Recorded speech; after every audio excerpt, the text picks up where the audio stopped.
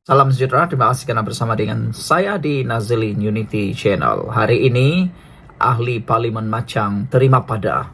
Siapa ahli Parlimen Machang? Anda pun tahu. Kita baca dulu, baru Anda komen. 3 parti politik kerajaan akhirnya membuat laporan polis terhadap ahli Parlimen Machang. Inilah kan, ada ahli parlimen ni yang terlalu gairah nak bongkar sini, bongkar sana. Tapi dia lupa, ada banyak juga yang dia bongkar sini, bongkar sana tu tiada fakta, kadang-kadang membawa kepada laporan polis dan sebagainya. Gairah sangat nak menghentam kerajaan lah, menghentam rakan sendirilah, menghentam musuh lah, nak mengecam orang lah, nak memalukan orang lah, macam-macam lah yang mereka buat. Tapi akhirnya membawa kepada padah diri sendiri. Nak meludah muka orang, kena ludah muka sendiri pula lah jadinya.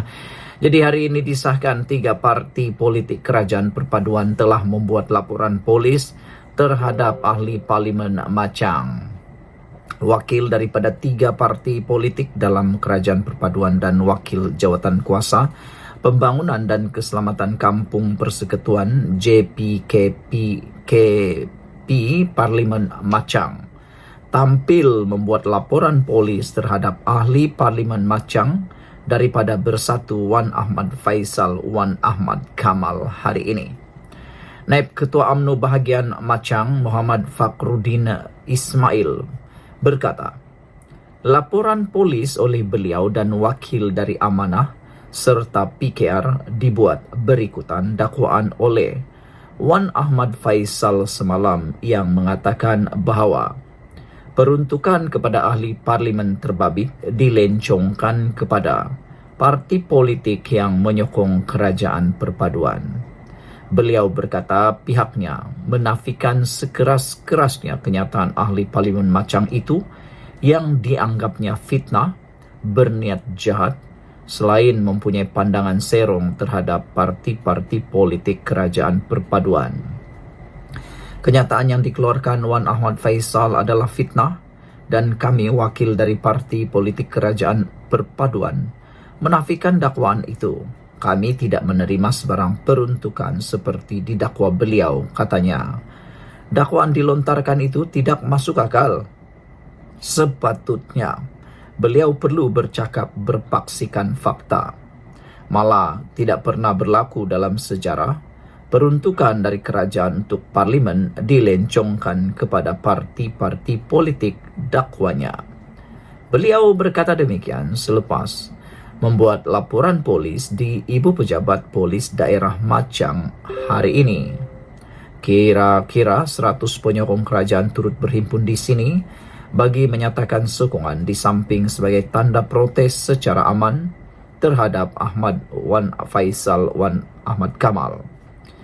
Semalam, media melaporkan Wan Ahmad Faisal mendakwa peruntukan yang sepatutnya diterima sebagai wakil rakyat telah dilencongkan kepada parti politik yang menyokong kerajaan perpaduan.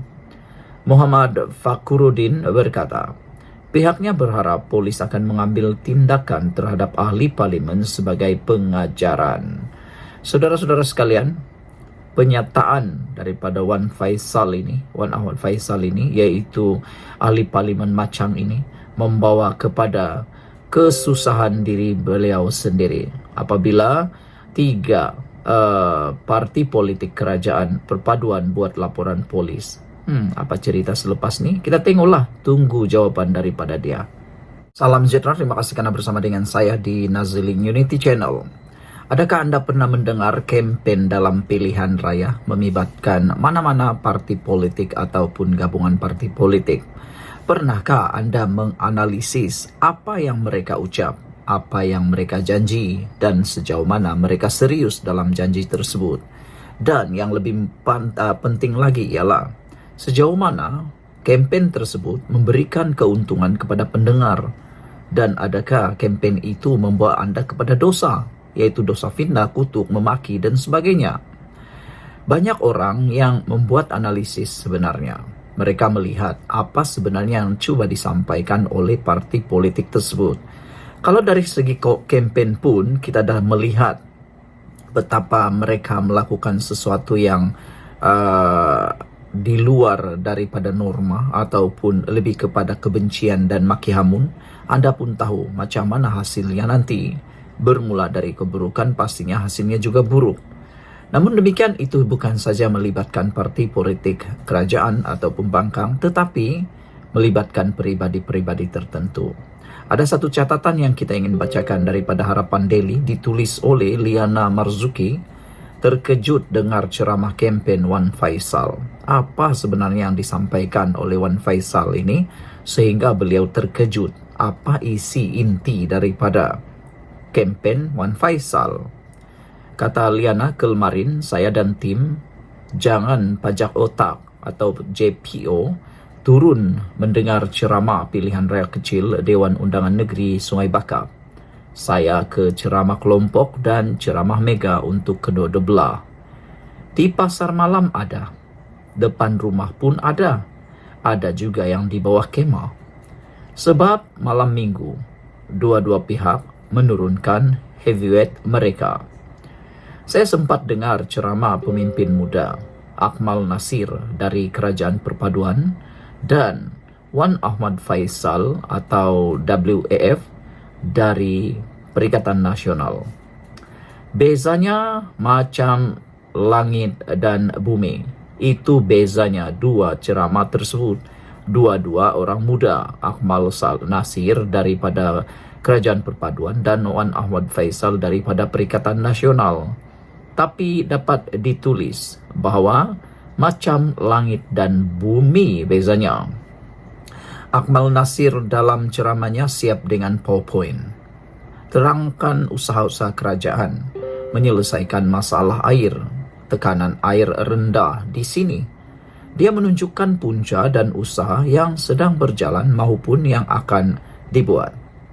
Penuh, padat, syarat dengan fakta dan data. Tiada pompang-pompang, memaki dan mencaci. Mungkin pada pengundi yang mendengar sedikit bosanlah.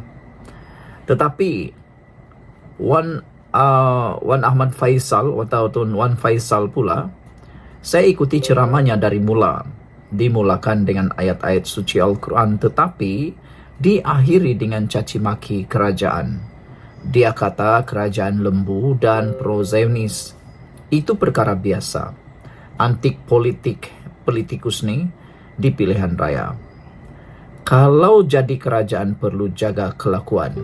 Ada dekorum yang perlu dijaga. Tak boleh seperti kera. Kalau jadi pembangkang pula, kena cucuk-cucuk kita buat kita marah. Itu standard lah. Cuma yang saya rasa tak boleh belah, kata beliau, fakta yang disampaikan janganlah membodohkan umat. Dalam kegairahan, Wan Faisal berhujah, dia kata, BlackRock inilah yang buat dan hantar senjata ke Israel, pembunuh rakyat Palestin. BlackRock ini juga laknatullah Hill Ike, kerajaan madani pro-Zionis dengan suara mengaum tahap gaban.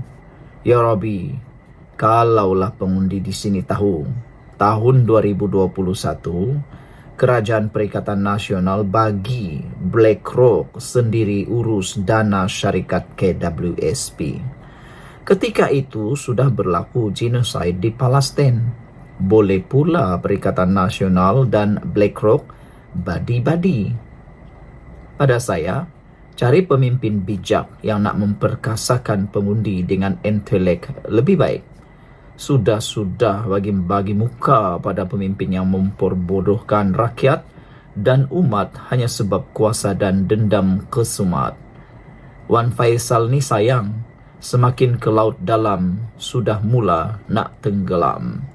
Sekian dulu untuk kali ini. Jangan lupa tinggalkan komen anda, tekan butang subscribe. Bye-bye. Salam sejahtera.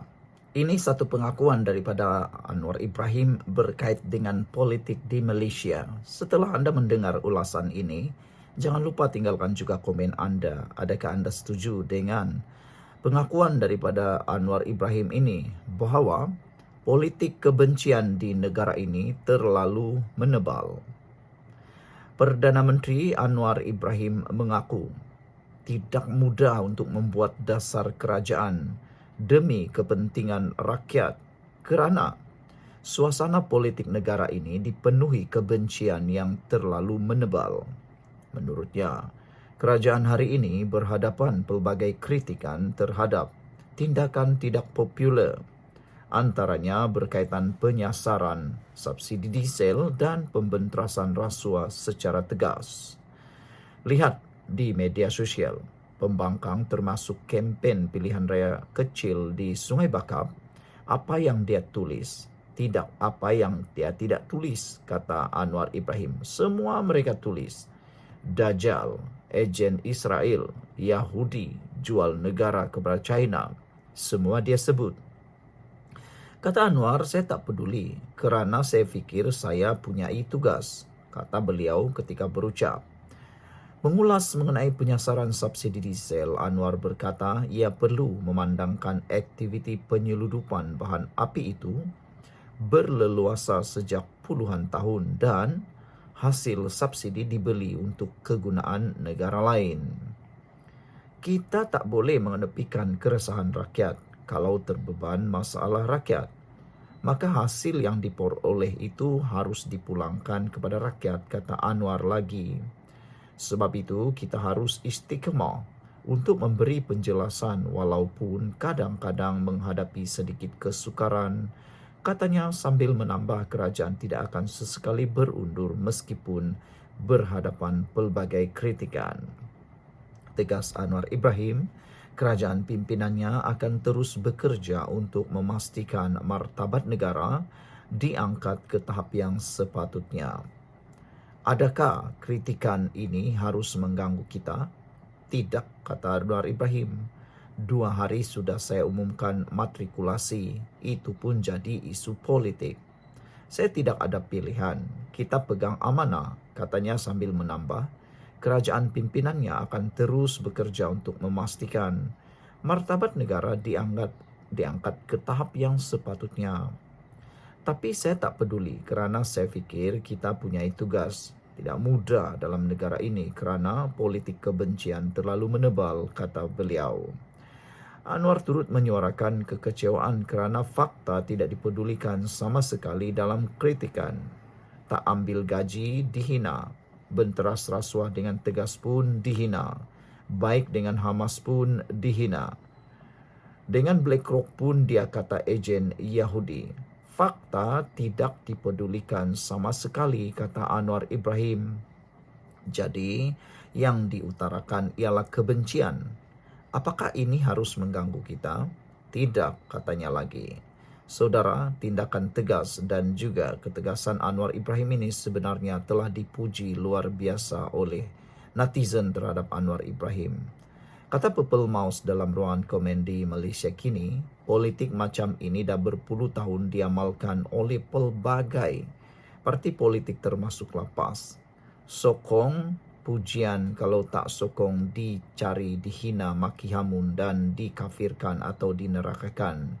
Ini semua sebab mereka kononnya pejuang agama dan bangsa kerana parti mereka ditunjangkan dengan agama. Ini sangat mudah diterima oleh orang yang mudah ditipu. Cara terbaik haramkan semua parti politik yang menggunakan isu 3R, kata beliau.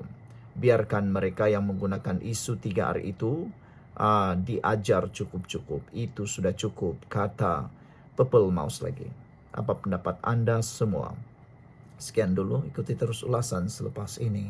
Salam sejahtera. Mulanya mahu malukan kerajaan pimpinan Anwar Ibrahim. Mulanya nak malukan kerajaan Pulau Pinang. Tapi akhirnya perkara itu telah memalukan diri sendiri. Cuba ajar itik berenang, rupa-rupanya sendiri tak pernah berenang. Cuba nak malukan orang, rupa-rupanya sendiri malukan diri sendiri. Nak tuding orang lain, rupa-rupanya ada 4 jari, 3 jari lagi menuding diri sendiri. Ini semua berkait dengan isu air, yang mana Tuan Ibrahim Tuan Man cuba menemplak kerajaan persekutuan, kerajaan negeri Pulau Pinang. Namun, ini jawapan Rafizi yang paling padu, yang pastinya memalukan diri sendiri Tuan Ibrahim.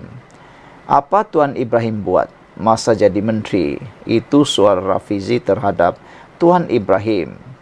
ketika Perikatan Nasional rancak menghentam kerajaan persekutuan dengan isu air sebagai naratif kempennya, Timbalan Presiden PKR, Rafizi Ramli tampil memulangkan paku buah keras kepada rakan sejawatnya daripada PAS, Tuan Ibrahim Tuan Man.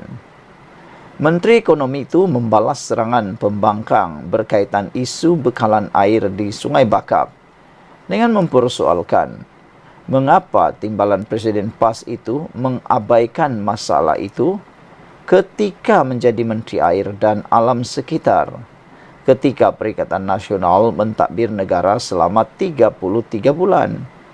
Coba kita tanya, yang menjadi Menteri Air dulu tu siapa? Anda jawablah sendiri. Jawapannya Tuan Ibrahim Tuan Man. Bukan Pakatan Harapan, bukan juga Barisan Nasional, bukan kita daripada Kerajaan Madani. Menteri Air ini Tuan Ibrahim Tuan Man. Jadi kalau kita tahu yang Sungai Bakap ini yang dijadikan isu suruh lawan kerajaan kerana calon kita kononnya masalah air tak diselesaikan, itu masalah engkaulah dulu kau Menteri Air, kata Rafizi, menemplak Tuan Ibrahim Tuan Man. Sebab sekarang kita tahu, seperti diumumkan berkali-kali, masalah air di Sungai Bakap sahaja. Ini masalah utara Semenanjung. Sebab air bukan saja soal pipe. Masalahnya sumber air dah tak ada. Orang makin bertambah, kilang makin banyak. Apabila orang makin banyak, sungai sebanyak itu sahaja, kata Rafizi lagi. Mana ada sungai pandai beranak? Semakin lama semakin cetek dan mendap. Memanglah kebiasaannya. Mana-mana kalau orang semakin ramai, sungai makin cetek, air kurang. Tambah pula cuaca sekarang semakin panas, kata Rafizi. Jadi isunya, semasa kita jadi pembangkang, memang kita tak tahu, bukan kerja aku. Semasa itu, kita duduk kejar segala yang rasuah semua ni. Yang bertanggung jawab merancang dan yang ada maklumat adalah Tuan Ibrahim Tuan Man, kata Rafizi. Kamu tahu bahawa Pulau Pinang tak cukup air. Kamu tahu Perak Utara tak cukup sumber air. Kamu ada kuasa, apa kamu buat semasa jadi Menteri Air? Soalnya ketika berceramah di Kampung Padang Lalang, Simpang 4 malam tadi. Turut hadir calon Pakatan Harapan Johari Arifin, Naib Presiden PKR Nurul Izzah Anwar, Setiausaha Agung PKR Saifuddin Nasution Ismail dan Ketua Menteri Pulau Pinang Chow Kun Yew. Untuk rekod, pada Julai lalu kerajaan dilaporkan bersetuju menyalurkan peruntukan bagi projek penyaluran air di Sungai Perak ke empangan Bukit Merah yang sebahagiannya akan digunakan untuk pembekalan air terawat ke Pulau Pinang.